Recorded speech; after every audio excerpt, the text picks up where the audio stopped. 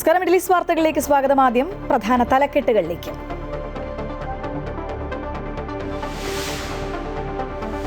ഇറാന്റെ സുരക്ഷാ മേധാവി അലി ലാരിജാനിയെ മിസൈൽ ആക്രമണത്തിൽ കൊലപ്പെടുത്തിയെന്ന് ഇസ്രായേൽ. സ്ഥിരീകരിക്കാതെ ഇറാനിലെ മിസൈൽ നിർമ്മാണ കേന്ദ്രങ്ങളിലും സൈനിക സ്ഥാപനങ്ങളിലും ആക്രമണം.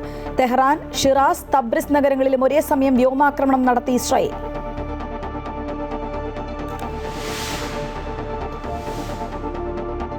തർക്കമണ്ഡലങ്ങളടക്കം ഒഴിച്ചിട്ട് കോൺഗ്രസിന്റെ ആദ്യഘട്ട സ്ഥാനാർത്ഥി പട്ടിക പുറത്ത്. സിറ്റിംഗ് MLA-മാരടക്കം 55 പേർ പട്ടികയിൽ. ഐഷ പോറ്റി കൊട്ടാരക്കരയിലും എ സുരേഷ് മലമ്പുഴയിലും മത്സരിക്കും. പാലക്കാട് രമേശ് പിഷാരടിയും സ്ഥാനാർത്ഥി. കണ്ണൂരിൽ കെ സുധാകരന് പ്രത്യേക പരിഗണന നൽകിയേക്കും. വിവാദങ്ങൾക്കിടയിൽ ദോസ് കുന്നപ്പള്ളി ഡൽഹിയിൽ.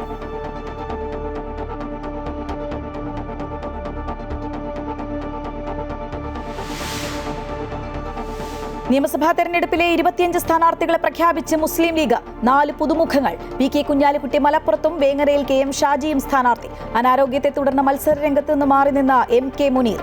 ചേലക്കരയിലും പുനലൂരിലും പ്രഖ്യാപനം പിന്നീട്. കേരള കോൺഗ്രസ് ജോസഫിൽ തലമുറ മാറ്റം. PJ ജോസഫ് മത്സര രംഗത്തില്ല. തൊടുപുഴയിൽ മകൻ അപ്പു ജോൺ ജോസഫ് സ്ഥാനാർത്ഥി.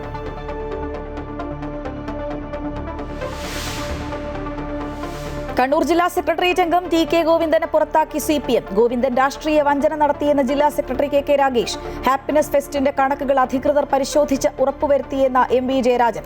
ഇല്ലാ കഥകൾ മെനഞ്ഞുവെന്നും ജയരാജൻ. TK ഗോവിന്ദനെതിരെ മലപ്പട്ടത്ത് പ്രതിഷേധം. വിമാനത്താവളം മുതൽ പിണറായി വരെ മുഖ്യമന്ത്രിയുടെ റോഡ് ഷോ.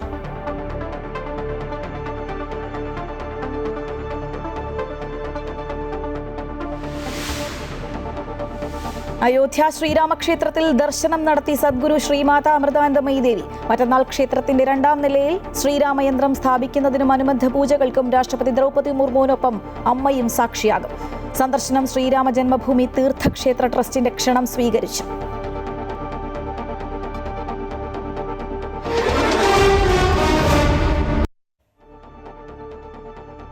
ഇറാന്റെ സുരക്ഷാ മേധാവി അലി ലാരിജാനിയെ മിസൈൽ ആക്രമണത്തിൽ കൊലപ്പെടുത്തിയെന്ന് ഇസ്രായേൽ. രാജ്യത്തെ സുപ്രീം നാഷണൽ സെക്യൂരിറ്റി കൗൺസിൽ സെക്രട്ടറിയാണ് അലി.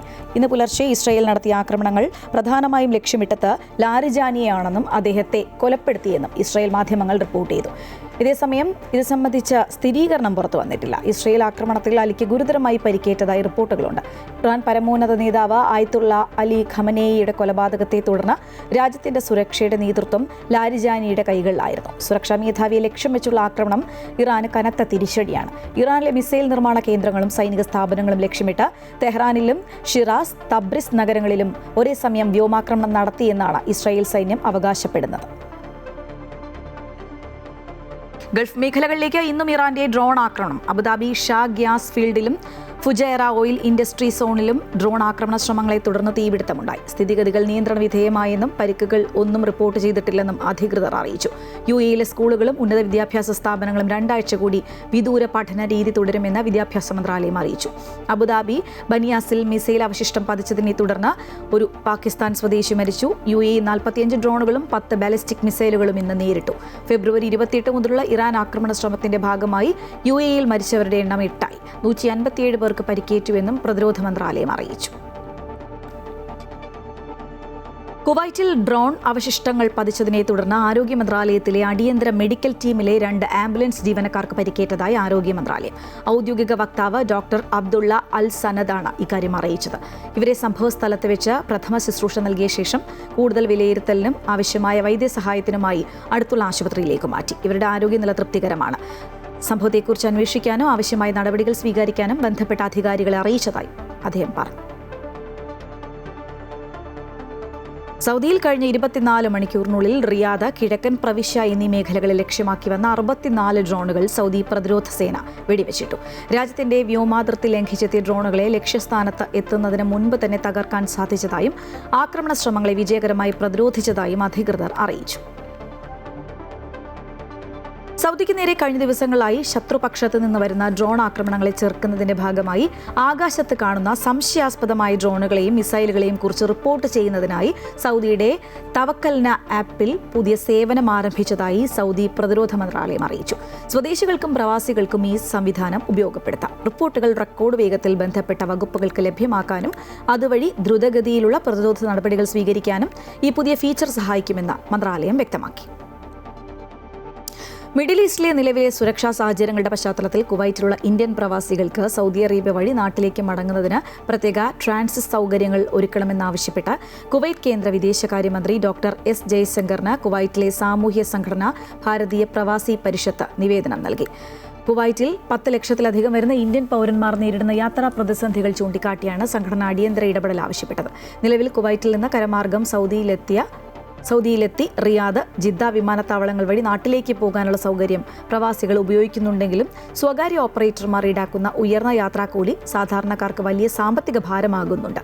ഇത് ലഘൂകരിക്കാൻ സർക്കാർ ഇടപെടണം. വിസ നടപടികൾ ലഘൂകരിക്കണം.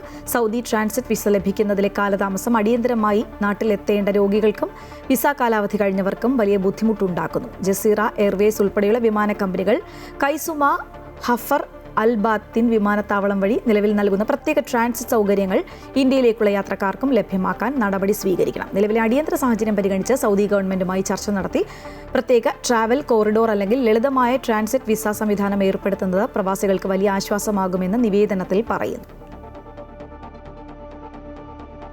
കുവൈറ്റിൽ ജസീറ എയർവേസിന്റെ ചെക്ക് ഇൻ, ബോർഡിംഗ് നടപടിക്രമങ്ങൾ Kuwait international fair grounds hall 8 മാറ്റിയതായി ജസീറ എയർവേസ് അധികൃതർ. നാളെ മാർച്ച് 18 മുതലാണ് ഈ മാറ്റം. ഇതനുസരിച്ച് ജസീറ എയർവേസ് വിമാനങ്ങളിൽ യാത്ര ചെയ്യുന്ന എല്ലാ യാത്രക്കാരും അവരുടെ പ്രീ ഫ്ലൈറ്റ് നടപടിക്രമങ്ങൾ പൂർത്തിയാക്കാൻ ഇവിടെ എത്തിച്ചേർന്നു. നിലവിൽ സൗദി അറേബ്യയിലെ ഹഫർ അൽ ബാത്തിനുള്ള ഖൈസുമ വിമാനത്താവളം വഴിയാണ് ജസീറ എയർവേസ് വിമാന സർവീസുകൾ നടത്തുന്നത്. കുവൈറ്റിൽ നിന്ന് ഖൈസുമ വിമാനത്താവളത്തിലേക്ക് യാത്രക്കാരെ ബസ്സിൽ കൊണ്ടുപോകും. അവിടെ നിന്ന് വിവിധ ലക്ഷ്യസ്ഥാനങ്ങളിലേക്ക് സർവീസ് നടത്തുകയും ചെയ്യുന്നു. യാത്ര സുഗമമാക്കാൻ എല്ലാ യാത്രക്കാരും അവരുടെ ഫ്ലൈറ്റ് സമയത്തിന് ചുരുങ്ങിയത് 17 മണിക്കൂർ മുമ്പെങ്കിലും ചെക്ക് ഇൻ സ്ഥലത്ത് എത്തണമെന്ന് ജസീറ എയർവേസ് അഭ്യർത്ഥിച്ചു. നിലവിൽ അൽ ഐൻ, അലക്സാൻഡ്രിയ, അസിയഡ്, Cairo, Luxor, Amman, Istanbul, Colombo എന്നിവയുൾപ്പെടെയുള്ള ലക്ഷ്യസ്ഥാനങ്ങളിലേക്കാണ് ജസീറ എയർവേസ് സർവീസുകൾ നടത്തുന്നത്. കുവൈറ്റിൽ നിരോധിത ഭീകര സംഘടനയായ ഹിസ്ബുള്ളയുമായി ബന്ധപ്പെട്ട് പ്രവർത്തിക്കുന്ന 16 തീവ്രവാദികളെ അറസ്റ്റ് ചെയ്തതായി ആഭ്യന്തര മന്ത്രാലയം. 14 സ്വദേശികളും 2 ലബനീസ് പൗരന്മാരുമാണ് അറസ്റ്റിലായത്. രാജ്യത്ത് അട്ടിമറികൾ നടക്കുന്നതിനായി ഇവർ ആസൂത്രണം ചെയ്ത സംഘടിത പദ്ധതികളും അന്വേഷണത്തിൽ കണ്ടെത്തി. രാജ്യത്തിന്റെ പരമാധികാരത്തെ ദുർബലപ്പെടുത്തുവാനും അസ്ഥിരപ്പെടുത്തുവാനും അഭ്യൂഹങ്ങൾ പ്രചരിപ്പിച്ച് കുഴപ്പങ്ങൾ സൃഷ്ടിക്കുവാനും ഇവർ പദ്ധതിയിട്ടിരുന്നു. ഇതിനു പുറമെ ദേശീയ സുരക്ഷയ്ക്ക് നേരിട്ട് ഭീഷണി ഉയർത്തി പൗരന്മാരുടെയും താമസക്കാരുടെയും സുരക്ഷ അപകടപ്പെടുത്തുവാനും സംഘം ഗൂഢാലോചന നടത്തിയതായും മന്ത്രാലയം അറിയിച്ചു. ഇവരിൽ നിന്ന് തോക്കുകൾ, വെടിമരുന്ന്, ആയുധങ്ങൾ, മോഴ്സ് കോഡ് ആശയവിനിമയ ഉപകരണങ്ങൾ, ഡ്രോണുകൾ, പതാകകൾ, തീവ്രവാദ സംഘടനകളുടെ ചിത്രങ്ങൾ, ഭൂപടങ്ങൾ, മയക്കുമരുന്നുകൾ, പണം, പരിശീലന ആയുധങ്ങൾ എന്നിവ പിടിച്ചെടുത്തതായും അധികൃതർ വ്യക്തമാക്കി.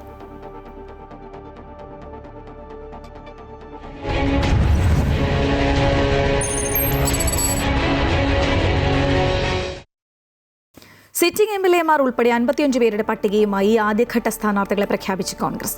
കണ്ണൂർ, കോന്നി, പെരുമ്പാവൂർ സീറ്റുകൾ ഉൾപ്പെടെ തർക്കമുള്ള പലയിടത്തും സ്ഥാനാർത്ഥികളായില്ല. പത്തനംതിട്ട, ഇടുക്കി, കാസർഗോഡ് ജില്ലകളിൽ കോൺഗ്രസിന്റെ ഒരു സീറ്റിലും പ്രഖ്യാപിക്കാനായില്ല. തിരുവനന്തപുരത്ത് 3 സീറ്റുകളിൽ മാത്രം സ്ഥാനാർത്ഥികളെ പ്രഖ്യാപിച്ചു. CPM വിട്ട സ്വതന്ത്രരെ മുന്നിൽ കണ്ട് തളിപ്പറമ്പ്, പയ്യന്നൂർ, അമ്പലപ്പുഴ, ഒറ്റപ്പാലം സീറ്റുകളിലും സ്ഥാനാർത്ഥികളില്ല. ആദ്യ പട്ടികയിൽ 9 വനിതകളുണ്ട്. കൊട്ടാരക്കരയിൽ ഐഷ പോറ്റിയും മലമ്പുഴയിൽ S സുരേഷും പാലക്കാട് രമേശ് പിഷാരടിയും സ്ഥാനാർത്ഥികളാണ്. വിജ്ഞാപനം വന്ന ശേഷം നടന്ന മാരത്തോൺ ചർച്ചകൾക്കൊടുവിൽ 3-ാം ദിനത്തിൽ 55 പേരുടെ പട്ടികയുമായി കോൺഗ്രസ് രംഗത്ത്. 18 സിറ്റിംഗ് MLAമാർ ഉൾപ്പെടെ തർക്കമില്ലാത്ത സീറ്റുകളിലാണ് ആദ്യഘട്ടത്തിൽ പ്രഖ്യാപനം. പത്തനംതിട്ട, ഇടുക്കി, കാസർഗോഡ് ജില്ലകളിൽ കോൺഗ്രസിന്റെ ഒറ്റ സീറ്റിലും പ്രഖ്യാപിക്കാൻ കഴിഞ്ഞിട്ടില്ല. തിരുവനന്തപുരത്ത് വട്ടിയൂർക്കാവ്, കോവളം, ചിറയൻകീഴ് എന്നീ 3 മണ്ഡലങ്ങളിൽ മാത്രമാണ് പ്രഖ്യാപിക്കാനായത്.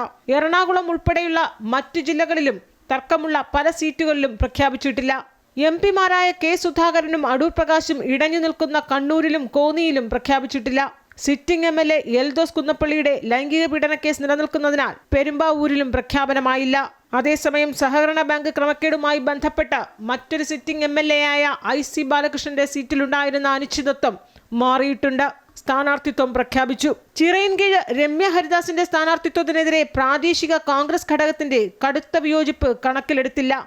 രമ്യ തന്നെയാണ് ചിറയൻകീഴിലെ സ്ഥാനാർത്ഥി. ഫോർവേഡ് ബ്ലോക്കിന് വാഗ്ദാനം ചെയ്തിരുന്ന ചാത്തന്നൂരും CK ജാനുവിന് പ്രതീക്ഷയുണ്ടായിരുന്ന മാനന്തവാടിയിലും കോൺഗ്രസ് സ്ഥാനാർത്ഥികളെയാണ് പ്രഖ്യാപിച്ചിരിക്കുന്നത്. മലമ്പുഴയിൽ VSന്റെ മുൻ PA A സുരേഷും കൊട്ടാരക്കരയിൽ CPM വിട്ടുവന്ന ഐഷ പോറ്റിയും പാലക്കാട് രമേശ് പിഷാരടിയുമാണ് സ്ഥാനാർത്ഥികൾ. എന്നാൽ CPM വിട്ട് പുറത്തുപോയ പ്രമുഖർ സ്വതന്ത്രരായി മത്സരരംഗത്തുണ്ടാകുന്ന സാഹചര്യം കണക്കിലെടുത്ത് തളിപ്പറമ്പ്, പയ്യന്നൂർ, അമ്പലപ്പുഴ, ഒറ്റപ്പാലം മണ്ഡലങ്ങളിൽ ഒന്നാം ഘട്ട പ്രഖ്യാപനം ഇല്ല. 9 വനിതകളാണ് ആദ്യഘട്ട സ്ഥാനാർത്ഥിത്വത്തിൽ ഇടം പിടിച്ചത്. അമൃത ന്യൂസ്, തിരുവനന്തപുരം. മുസ്ലിം ലീഗ് സ്ഥാനാർത്ഥികളെ പ്രഖ്യാപിച്ചു. യുവാക്കൾക്കും വനിതകൾക്കും പരിഗണന ലഭിച്ച പട്ടികയിൽ പല സിറ്റിംഗ് MLA-മാർക്കും അവസരം ലഭിച്ചില്ല. PK കുഞ്ഞാലിക്കുട്ടി മലപ്പുറത്തും KM ഷാജി വേങ്ങരയിലും ജനവിധി തേടും. തലമുറ മാറ്റം അനിവാര്യമാണെന്ന കൃത്യമായ സൂചന നൽകി യുവാക്കൾക്കും വനിതകൾക്കും പരിഗണന നൽകിയാണ് മുസ്ലിം ലീഗിന്റെ സ്ഥാനാർത്ഥി പട്ടിക പ്രഖ്യാപിച്ചത്. മത്സരിക്കുന്ന 27 സീറ്റിൽ 25 സീറ്റിലെ സ്ഥാനാർത്ഥികളെ സംസ്ഥാന അധ്യക്ഷൻ പാണക്കാട് സാദിഖ് അലി ശിഹാബ് തങ്ങൾ പ്രഖ്യാപിച്ചു. മുതിർന്ന നേതാവ് PK കുഞ്ഞാലിക്കുട്ടി സ്ഥിരം മണ്ഡലമായ വേങ്ങരയിൽ നിന്ന് മലപ്പുറത്തേക്ക് മാറിയാണ് ജനവിധി തേടുന്നത്. കുഞ്ഞാലിക്കുട്ടിക്ക് പകരം വേങ്ങരയിൽ KM Shaji സ്ഥാനാർത്ഥിയാകും. Malappuram PK Kunhalikutty, Mankada Manjalamkuzhi Ali, Perinthalmanna Najeeb Kanthapuram, Vengara KM Shaji. യുവാക്കൾക്ക് നല്ല പ്രാധാന്യം കൊടുത്തിട്ടുണ്ട്. ആരോഗ്യ കാരണങ്ങളാൽ മുതിർന്ന നേതാവ് MK മുനീറിന് ഇത്തവണ സീറ്റ് നൽകിയില്ല. മുനീറിനെ കൂടാതെ മറ്റു പല സിറ്റിംഗ് MLA-മാർക്കും വീണ്ടും അവസരം ലഭിച്ചില്ല. മുൻ MSF നേതാവ് ഫാത്തിമ തഹ്ലിയ പേരാമ്പ്രയിലും ജയന്തി രാജൻ കൂത്തുപറമ്പിലും മത്സരിക്കും. കൊടുവള്ളിയിൽ PK Firoz, താനൂരിൽ PK Nawaz, കൊണ്ടോട്ടിയിൽ TP Ashraf Ali എന്നിവർ മത്സരിക്കും. ചർച്ചകൾക്കൊടുവിൽ തിരുവമ്പാടിയിൽ മത്സരിക്കാൻ തീരുമാനിച്ച ലീഗ് CK കാസിമിനെ അവിടെ സ്ഥാനാർത്ഥിയായി പ്രഖ്യാപിച്ചു. അവശേഷിക്കുന്ന പുനലൂർ, ചേലക്കര സീറ്റുകളിൽ സ്ഥാനാർത്ഥികളെ ഉടൻ പ്രഖ്യാപിക്കും. പ്രഖ്യാപനം കഴിഞ്ഞതോടെ സ്ഥാനാർത്ഥികളെല്ലാം മണ്ഡലങ്ങളിൽ സജീവമായി. അമൃത ന്യൂസ്, മലപ്പുറം. കേരള കോൺഗ്രസ് ജോസഫ് വിഭാഗം സ്ഥാനാർത്ഥികളെ പ്രഖ്യാപിച്ചു. 8 സീറ്റുകളിലാണ് കേരള കോൺഗ്രസ് മത്സരിക്കുക. PJ ജോസഫ് ഇത്തവണ മത്സരത്തിനില്ല. കഴിഞ്ഞ തവണ 10 സീറ്റുകളിൽ മത്സരിച്ച കേരള കോൺഗ്രസ് ജോസഫ് വിഭാഗം ഇത്തവണ 8 സീറ്റുകളിലേക്ക് ചുരുങ്ങി. PJ ജോസഫ് മത്സരരംഗത്തില്ല. മകൻ അബു ജോൺ ജോസഫ് തൊടുപുഴയിൽ മത്സരിക്കും. കടുത്തുരുത്തിയിൽ മോൻസ് ജോസഫ് വീണ്ടും ജനവിധി തേടും. ഇരിങ്ങാലക്കുടയിൽ തോമസ് ഉണ്ണിയാടനാണ് സ്ഥാനാർത്ഥി. തിരുവല്ലയിൽ വർഗീസ് മാമൻ, കുട്ടനാട് റജി ചെറിയാൻ, ചങ്ങനാശ്ശേരിയിൽ വിനു ജോബ് എന്നിവർ മത്സരിക്കും. കോതമംഗലത്ത് ഷിബു തെക്കുംപുറവും കാഞ്ഞങ്ങാട് ഷൈജി കോട്ടപ്പള്ളിയുമാണ് സ്ഥാനാർത്ഥികൾ. മത്സരരംഗത്ത് നിന്ന് മാറുന്നതിൽ വിഷമമൊന്നുമില്ല എന്ന് PJ ജോസഫ് പറഞ്ഞു. ആരോഗ്യപരമായ കാരണങ്ങളാലാണ് മാറുന്നതെന്നും പാർട്ടിയെ നയിക്കാൻ ഉണ്ടാകുമെന്നും സീറ്റുകൾ വിട്ടുകൊടുത്തതിൽ പ്രവർത്തകർക്ക് ബുദ്ധിമുട്ടുണ്ടെന്നും PJ ജോസഫ് പറഞ്ഞു. ഞാൻ തന്നെ കരുതി ഞാൻ പ്രവർത്തിച്ചതുപോലെ തന്നെ ഏറ്റവും ഭംഗിയായി ജനസേവന രംഗത്ത് പ്രവർത്തിക്കും. തൊടുപുഴയിൽ മത്സരിക്കുന്നത് വലിയ ഉത്തരവാദിത്തമാണെന്ന് അബു ജോൺ ജോസഫ് പറഞ്ഞു. ഈ തൊടുപുഴയ്ക്ക് ചെയ്തിട്ടുള്ള കാര്യങ്ങൾ ആ ഒരു ഷൂസ് അല്ലെങ്കിൽ ആ ഒരു പദവി ഏറ്റെടുക്കുക എന്ന് പറയുന്നത് തീർച്ചയായിട്ടും ഈ കേരളത്തിലെ തന്നെ ഏറ്റവും കഠിനമായ ഒരു ജോലിയാണ്. കാരണം PJ ജോസഫ് തൊടുപുഴയ്ക്ക് ചെയ്ത കാര്യങ്ങൾ ഈ കേരളത്തില് മറ്റൊരു ജനപ്രതിനിധിയും ഇവിടെ ചെയ്തിട്ടില്ല. ഇടുക്കിയും ഏറ്റുമാനൂരും വിട്ടുകൊടുത്തത് ഒരു തവണത്തേക്ക് മാത്രമാണെന്നും ഇക്കാര്യം VD സതീശൻ ഉറപ്പു നൽകിയിട്ടുണ്ടെന്നും PJ ജോസഫ് പറഞ്ഞു. അമൃത ന്യൂസ്, ഇടുക്കി. ചലച്ചിത്ര ടെലിവിഷൻ താരങ്ങളെ തെരഞ്ഞെടുപ്പ് ഗോതയിൽ അണിനിരത്തി 2020. സിനിമാ നടി അഞ്ജലി നായർ തൃപ്പൂണിത്തുറയിലും നടി വീണ നായർ ഏറ്റുമാനൂരിലും നടി ലക്ഷ്മിപ്രിയ പെരുമ്പാവൂരിലും സ്ഥാനാർത്ഥികളാകും.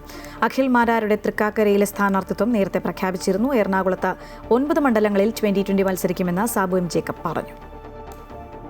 2020 പ്രസിഡന്റ് സാബു M ജേക്കബാണ് താരസ്ഥാനാർത്ഥികളെ അപ്രതീക്ഷിതമായി എറണാകുളം ജില്ലയിലെ വിവിധ നിയമസഭാ മണ്ഡലങ്ങളിൽ പ്രഖ്യാപിച്ചത്. 9 മണ്ഡലങ്ങളിലാണ് 2020 മത്സരരംഗത്തുള്ളത്.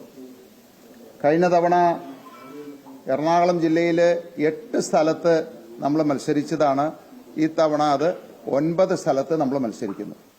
വീണ നായർ കോട്ടയം ജില്ലയിൽ ഏറ്റുമാനൂർ മണ്ഡലത്തിലായിരിക്കും 2020 വേണ്ടിയിട്ട് മത്സരരംഗത്തിറങ്ങുക. BJP പ്രതീക്ഷ വയ്ക്കുന്ന തൃപ്പൂണിത്തുറയിലാണ് അപ്രതീക്ഷിത സ്ഥാനാർത്ഥിയായി നടിയും സംരംഭകയുമായ അഞ്ജലി നായർ എത്തിയത്.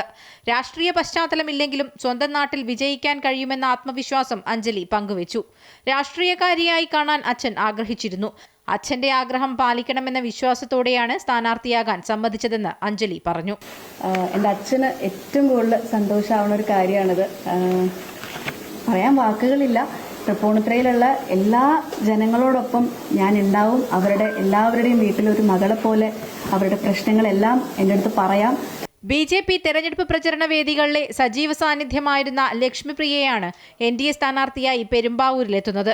താൻ ഇതുവരെ ഒരു പാർട്ടിയിലും അംഗത്വം എടുത്തിരുന്നില്ലെന്ന് ലക്ഷ്മിപ്രിയ പറഞ്ഞു. 2020 സംബന്ധിച്ച് വലിയൊരു പാത 2020 ക്രിയേറ്റ് ചെയ്ത് വെച്ചിട്ടുണ്ട്. വികസന പ്രവർത്തനങ്ങളുടെ ഏറ്റവും മികച്ച, കേരളത്തിലെ തന്നെ ഏറ്റവും മികച്ച മാതൃകയാണ് കിഴക്കമ്പലം പഞ്ചായത്തിൽ കാഴ്ചവെച്ചിട്ടുള്ളത്. വെള്ളിമൂങ്ങ സിനിമയിൽ രാഷ്ട്രീയ വേഷത്തിൽ തിളങ്ങിയ കോട്ടയം സ്വദേശി വീണ നായരാണ് ഏറ്റുമാനൂരിലെ NDA സ്ഥാനാർത്ഥി.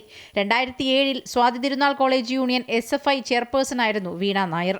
അപ്പോൾ അത് കേരളത്തിലെ പഞ്ചായത്തുകളിൽ 2020 മോഡൽ ആ മാതൃക വരുന്നതിൻ്റെ ഭാഗമാകാൻ സാബു സാറിനോടൊപ്പം 2020യോടൊപ്പം എനിക്കും ഒരവസരം കിട്ടിയതിൽ ഒത്തിരി സന്തോഷമുണ്ട്. ടെലിവിഷൻ താരവും സംരംഭകനുമായ പ്രോമി കുര്യാക്കോസാണ് അങ്കമാലിയിൽ മത്സരിക്കുന്നത്. തൃപ്പൂണിത്തുറയിൽ മത്സരിക്കാൻ 2020 പ്രസിഡന്റ് സാബു M. ജേക്കബിന് മേൽ സമ്മർദ്ദമുണ്ടായിരുന്നു. എന്നാൽ കേരളത്തിൽ എവിടെയും താൻ മത്സരിക്കാനില്ലെന്ന് സാബു M. ജേക്കബ് അറിയിച്ചു. അമൃത ന്യൂസ്, കൊച്ചി. കണ്ണൂരിൽ CPM ജില്ലാ സെക്രട്ടേറിയറ്റ് അംഗം TK ഗോവിന്ദനെ പുറത്താക്കി. സംഘടനാ തത്വങ്ങളും അച്ചടക്കവും ലംഘിച്ചതിനെ തുടർന്നാണ് TK ഗോവിന്ദന്റെ പ്രാഥമിക അംഗത്വം റദ്ദാക്കിയത്. CPMന്റെ ശത്രുക്കൾക്കൊപ്പം കൂട്ടുകൂടിയ TK ഗോവിന്ദൻ വർഗവഞ്ചകനും കെട്ട തക്കാളിയുമാണെന്ന് MB ജയരാജൻ പരിഹസിച്ചു.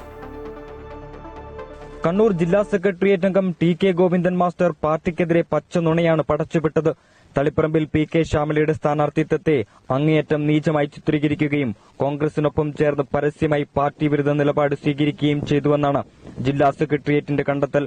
ഗുരുതര അച്ചടക്ക ലംഘനം നടത്തിയ TK ഗോവിന്ദനെ പ്രാഥമിക അംഗത്വത്തിൽ നിന്ന് ഒഴിവാക്കുന്നതായി CPM ജില്ലാ സെക്രട്ടറി KK രാഗേഷ് അറിയിച്ചു. PK ശ്യാമളയെ സ്ഥാനാർത്ഥിയാക്കിയത് മാനദണ്ഡങ്ങളുടെയും ചർച്ചകളുടെയും അടിസ്ഥാനത്തിലാണ്. ആന്തൂരിലെ പ്രവാസി വ്യവസായി സാജന്റെ ആത്മഹത്യയിൽ ഗോവിന്ദൻ പെരുന്നുണ പറഞ്ഞെന്നും ഹാപ്പിനെസ് ഫെസ്റ്റിവലിൽ ഫണ്ട് തട്ടിപ്പെന്നത് MV ഗോവിന്ദനെതിരെയുള്ള വ്യാജ ആരോപണമാണെന്നും കണക്കുകൾ കൃത്യമായി ഇൻകം ടാക്സിന് സമർപ്പിച്ചിട്ടുണ്ടെന്നും CPM മുൻ ജില്ലാ സെക്രട്ടറി MV ജയരാജൻ പറഞ്ഞു. TK ഗോവിന്ദൻ വർഗവഞ്ചകനും കെട്ട തക്കാളിയുമാണെന്ന് ജയരാജൻ പരിഹസിച്ചു. ഹാപ്പിനെസ് ഫെസ്റ്റിൽ ഇതുവരെ ചെലവഴിച്ച തുകയിൽ അവിടുത്തെ MLA ഒരു നയാ പൈസയുടെ വൗച്ചർ എഴുതി വാങ്ങിയിട്ടില്ല. മകന് അതിന്റെ ഒരു പണമിടപാടിലും ബന്ധവുമില്ല. പിന്നെ എന്തിനാ ഇങ്ങനെയൊരു കള്ളം പറഞ്ഞത്? അദ്ദേഹമാണെങ്കിൽ നേരത്തെ ഇത്തരം വല്ല പ്രശ്നമുണ്ടെങ്കിൽ പാർട്ടി കമ്മിറ്റിയിൽ പറയണ്ടേ? പാർട്ടി കമ്മിറ്റിയിൽ പറഞ്ഞിട്ടുമില്ല. അതേസമയം തളിപ്പറമ്പിലെ സ്ഥാനാർത്ഥിത്വത്തിൽ PK ശ്യാമള പ്രതികരിച്ചു. വിവാദങ്ങളിൽ പാർട്ടി മറുപടി പറയുമെന്നായിരുന്നു PK ശ്യാമളയുടെ മറുപടി. TK ഗോവിന്ദന്റെ വെളിപ്പെടുത്തലുകൾ ഏറെ ചർച്ചയായ സാഹചര്യത്തിൽ നിലപാട് വ്യക്തമാക്കി കണ്ണൂർ ജില്ലാ സെക്രട്ടേറിയറ്റ് മലപ്പട്ടത്ത് രാഷ്ട്രീയ വിശദീകരണ യോഗം വിളിച്ചു ചേർത്തു. വർഗവഞ്ചകന് മാപ്പില്ലെന്ന ബാനറിൽ TK ഗോവിന്ദനെതിരെ CPM പ്രവർത്തകരെ അണിനിരത്തി പ്രതിഷേധ പ്രകടനം നടത്തി. യോഗത്തിൽ MV ജയരാജൻ, P ജയരാജൻ തുടങ്ങിയവർ പ്രസംഗിച്ചു.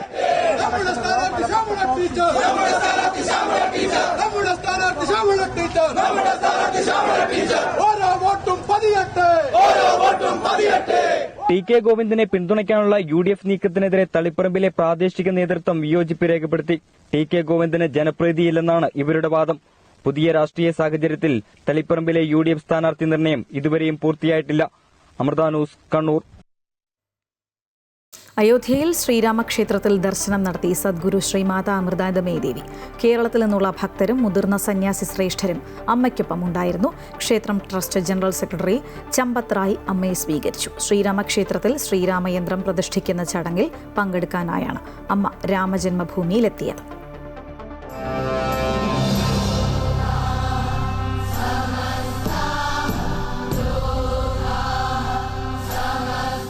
അയോധ്യയിൽ ശ്രീരാമക്ഷേത്രത്തിൽ ശ്രീരാമയന്ത്ര പ്രതിഷ്ഠാ ചടങ്ങിൽ പങ്കെടുക്കാനെത്തിയ സദ്ഗുരു ശ്രീ മാതാ അമൃതാനന്ദമയി ദേവിയെ ശ്രീരാമ ജന്മഭൂമി തീർത്ഥക്ഷേത്ര ട്രസ്റ്റ് സ്വീകരിച്ചു.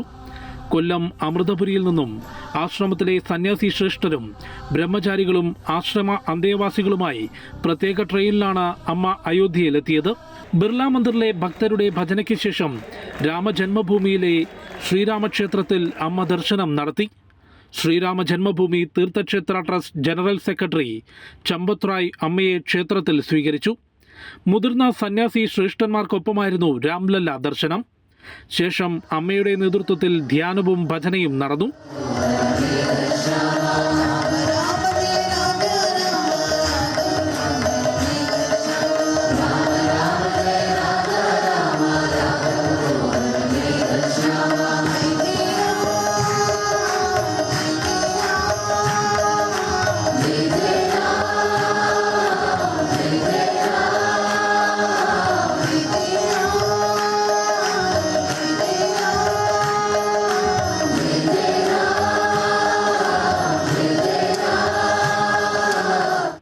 20 തീയതി രാമക്ഷേത്രത്തിൽ നടക്കുന്ന രാമയന്ത്ര പ്രതിഷ്ഠാ ചടങ്ങിലും പ്രത്യേക പൂജകൾക്കും രാഷ്ട്രപതി ദ്രൗപദി മുർമുവിനൊപ്പം അമ്മ വിശിഷ്ടാതിഥിയാണ്.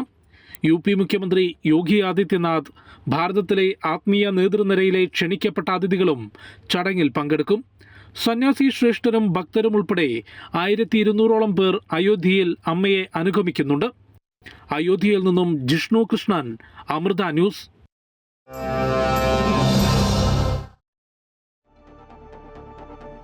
തൊണ്ടിമുതൽ കേസിൽ ആന്റണി രാജുവിന് കനത്ത തിരിച്ചടി. ശിക്ഷ മരവിപ്പിക്കണമെന്ന ആവശ്യം ഹൈക്കോടതി തള്ളി. ഇതോടെ ആന്റണി രാജുവിന് തെരഞ്ഞെടുപ്പിൽ മത്സരിക്കാനാകില്ല. അയോഗ്യത നിലനിൽക്കും. ആന്റണി രാജു 2ാം പ്രതിയായ തൊണ്ടിമുതൽ കേസിൽ 3 വർഷം തടവിനാണ് നെടുമങ്ങാട് കോടതി ശിക്ഷിച്ചത്. ശിക്ഷ മരവിപ്പിക്കണമെന്നും ഈ ആവശ്യം തള്ളി തിരുവനന്തപുരം സെഷൻസ് കോടതി ഉത്തരവ് റദ്ദാക്കണമെന്നുമുള്ള ഹർജിയിലാണ് ഹൈക്കോടതി സിംഗിൾ ബെഞ്ച് വിധി പുറപ്പെടുവിച്ചത്. പരിശുദ്ധ റമദാനിന്റെ ആത്മീയ മഹത്വം ഉയർത്തിപ്പിടിച്ച് ജിദ്ദ KMCC സെൻട്രൽ കമ്മിറ്റി സംഘടിപ്പിച്ച മെഗാ ഇഫ്താർ സാമൂഹിക ഐക്യത്തിന്റെയും സഹോദര്യത്തിന്റെയും വിളംബരമായി മാറി. ജിദ്ദയിൽ നടന്ന ഏറ്റവും വലിയ ഇഫ്താറുകളിലൊന്നായി ഫൈസലായിൽ നടന്ന മെഗാ ഇഫ്താർ മാറി. ജിദ്ദ KMCC സെൻട്രൽ കമ്മിറ്റി സംഘടിപ്പിച്ച മെഗാ ഇഫ്താറിൽ ജിദ്ദയിലെ സാമൂഹിക സാംസ്കാരിക മതരംഗങ്ങളിലെ പ്രമുഖരും വിവിധ മേഖലകളിൽ നിന്നെത്തിയ അതിഥികളടക്കം ആയിരക്കണക്കിന് ആളുകൾ പങ്കെടുത്തു. ആക്ടിംഗ് പ്രസിഡന്റ് CK റസാഖ് മാസ്റ്ററുടെ അധ്യക്ഷതയിൽ നടന്ന ഇഫ്താർ സംഗമം world KMCC president KP Muhammad Kutty ഉദ്ഘാടനം ചെയ്തു. ആയിരക്കണക്കിന് ആളുകൾ പങ്കെടുക്കുന്ന ഇഫ്താർ പാർട്ടിയാണ് ഇന്ന് ജിദ്ദ സെൻട്രൽ KMCCയുടെ ആഭിമുഖ്യത്തിൽ നിർവഹിക്കപ്പെടുന്നത്. വർഷങ്ങളായി തുടർന്നു വരുന്ന ഈ മഹാസംഗമം വിശുദ്ധ റമദാനിൻ്റെ ആദ്യത്തെ 10 ഇന്ന് വെള്ളിയാഴ്ച 9:30 തുടക്കം കുറിക്കുകയാണ്. ജനറൽ സെക്രട്ടറി VP മുസ്തഫ ആമുഖ പ്രഭാഷണം നടത്തി. പുണ്യങ്ങളുടെ പൂക്കാലവും ആത്മീയതയുടെ വസന്തോത്സവമായ പരിശുദ്ധ റമദാന്റെ ജിദ്ദ പട്ടണത്തിലെ അല്ലെങ്കിൽ പ്രവാസ സമൂഹത്തിലെ ഏറ്റവും വലിയ ഇഫ്താറിനാണ് ജിദ്ദ KMCC സെൻട്രൽ കമ്മിറ്റി ഈ വലിയ ഗ്രൗണ്ടിൽ സാക്ഷ്യം വഹിച്ചത്. ഉബൈദുള്ള തങ്ങൾ, ബാസിൽ കാസർകോട്, ഇസ്മായിൽ മുണ്ടക്കുളം എന്നിവർ സംസാരിച്ചു. പരിപാടിയിൽ നീണ്ട പ്രവാസ ജീവിതം അവസാനിപ്പിച്ച് നാട്ടിലേക്ക് മടങ്ങുന്ന KK മുസ്തഫയെ KP മുഹമ്മദ് കുട്ടി മെമന്റോ നൽകി ആദരിച്ചു. സുൽഫിഖ്റോദായി, അമൃത ന്യൂസ്, ജിദ്ദ. ചെറിയ പെരുന്നാളിനോടനുബന്ധിച്ച് സൗദിയിലെ എല്ലാ പ്രവിശ്യകളിലെ വാണിജ്യ സ്ഥാപനങ്ങളിലും ഈദ് വിപണികളിലും പരിശോധന കർശനമാക്കി വാണിജ്യ മന്ത്രാലയം. ഷോപ്പിംഗ് തിരക്ക് കണക്കിലെടുത്ത് ഉപഭോക്താക്കളുടെ താൽപര്യം സംരക്ഷിക്കുന്നതിനായി പരിശോധനാ സന്ദർശനങ്ങളാണ് മന്ത്രാലയം ആരംഭിച്ചിരിക്കുന്നത്. വ്യാപാര സ്ഥാപനങ്ങൾ നിലവിലുള്ള ചട്ടങ്ങളും നിർദ്ദേശങ്ങളും കൃത്യമായി പാലിക്കുന്നുണ്ടെന്ന് ഉറപ്പുവരുത്തുകയാണ് ഈ നടപടിയിലൂടെ മന്ത്രാലയം ലക്ഷ്യമിടുന്നത്. പ്രധാനമായും കടകളിൽ പരസ്യപ്പെടുത്തിയ വിലക്കിഴിവുകൾ, പ്രൊമോഷണൽ ഓഫറുകൾ എന്നിവയുടെ വിശ്വാസ്യത, കൃത്യത ഉദ്യോഗസ്ഥർ നേരിട്ട് പരിശോധിക്കും. സൗദിയിലുടനീളമുള്ള ലുലു ഹൈപ്പർ മാർക്കറ്റുകളിൽ ബിരിയാണി ഫെസ്റ്റിന് തുടക്കമായി. തലശ്ശേരി ദം ബിരിയാണി മുതൽ സ്പെഷ്യൽ ബിരിയാണി വൈവിധ്യങ്ങളുടെ കലവറ കൂടിയാണ് ലുലു ബിരിയാണി ഫെസ്റ്റ്. പ്രവാസികൾക്കടക്കം ഈദ് ആഘോഷങ്ങളിൽ ഒഴിച്ചുകൂടാനാകാത്ത വിഭവങ്ങളെല്ലാം ഫെസ്റ്റിലുണ്ട്. ഹൈപ്പർ മാർക്കറ്റുകളിലെല്ലാം സ്പെഷ്യൽ പവലിയൻ തന്നെ ഒരുക്കിയാണ് ലുലു ബിരിയാണി ഫെസ്റ്റ് സംഘടിപ്പിച്ചിരിക്കുന്നത്. മലബാർ ബിരിയാണി വിഭവങ്ങൾ മാത്രമല്ല, ട്രെൻഡിംഗ് ബിരിയാണി വിഭവങ്ങളെല്ലാം ബിരിയാണി ഫെസ്റ്റിൽ അണിനിരത്തിയിട്ടുണ്ട്. കൂടാതെ യൂറോപ്യൻ സ്റ്റൈൽ ബിരിയാണി ഡിഷുകളും ലുലു ബിരിയാണി ഫെസ്റ്റിലെ പ്രത്യേകതകളാണ്. ഈദ് ദിനത്തിൽ തുടങ്ങി 4 ദിവസം നീളുന്ന ഫുൾ പേ ബാക്ക് ഓഫർ പ്രഖ്യാപിച്ചിട്ടുണ്ട്. Fashion footwear, ladies bags, baby accessories കാറ്റഗറികളിലാണ് ഉപഭോക്താക്കൾക്ക് ഈ ഓഫർ നേടാൻ കഴിയുക. 200 റിയാലിന് സാധനങ്ങൾ വാങ്ങുമ്പോൾ 200 റിയാൽ തന്നെ വിലമതിക്കുന്ന ഷോപ്പിംഗ് വൗച്ചറുകൾ സമ്മാനമായി ലഭിക്കുന്നതാണ് full pay back offer. Eid ആഘോഷങ്ങളെ വരവേറ്റ് ഗ്രോസറി മുതലുള്ള എല്ലാ സാധനങ്ങൾക്കും സൂപ്പർമാർക്കറ്റിൽ വൻ വിലക്കിഴിവ് നൽകി ഈദ് ജോയ് പ്രൊമോഷനുകൾ സജീവമായി. കുട്ടികൾക്കായി പുത്തൻ കളിപ്പാട്ടങ്ങൾ എത്തിച്ച് ലുലുവിൽ ടോയ് ഫെസ്റ്റും തുടരുകയാണ്. മാർച്ച് 19 വരെയാണ് ഹാഫ് പേ ബാക്ക് ഓഫർ.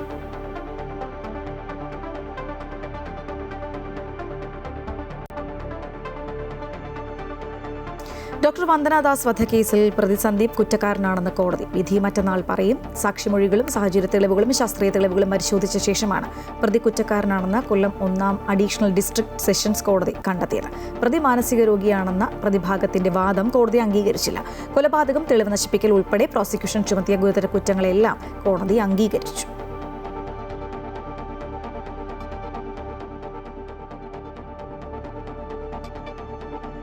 മിഡിൽ ഈസ്റ്റ് വാർത്തകൾ പൂർണ്ണമാകുന്നു. കൂടുതൽ വാർത്തകൾക്കായി അമൃത ന്യൂസ് യൂട്യൂബ് ചാനൽ കാണുക. നമസ്കാരം.